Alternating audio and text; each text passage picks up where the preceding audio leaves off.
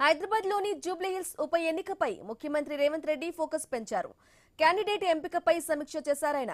ఎవరికి టికెట్ ఇస్తే గెలుపు అవకాశాలు ఎక్కువగా ఉంటాయో నివేదిక ఇవ్వాలని ముగ్గురు మంత్రులకు ముఖ్యమంత్రి సూచించారు. రాజకీయ పరిస్థితులను వివరిస్తూ నివేదికలో అభ్యర్థుల పేర్లు, వివరాలు ఉండాలని తెలిపారు.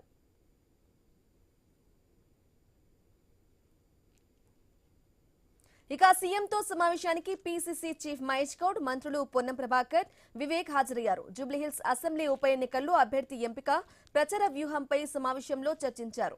ఇక జూబ్లీహిల్స్ ఉప ఎన్నికలో గెలుపు గుర్రాన్ని నిలబెట్టాలన్న కోణంలోనే నివేదిక ఉండాలని సీఎం తెలిపారు.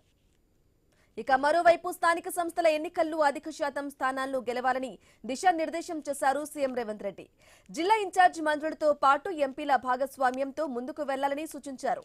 బీసీలకు 42% రిజర్వేషన్ల అంశంపై ప్రభుత్వానికి చిత్తశుద్ది లేదంటూ విమర్శలు వస్తున్న నేపథ్యంలో PCC chief Mahesh Goud BC సంఘాలతో త్వరలో సమావేశం కానున్నారు.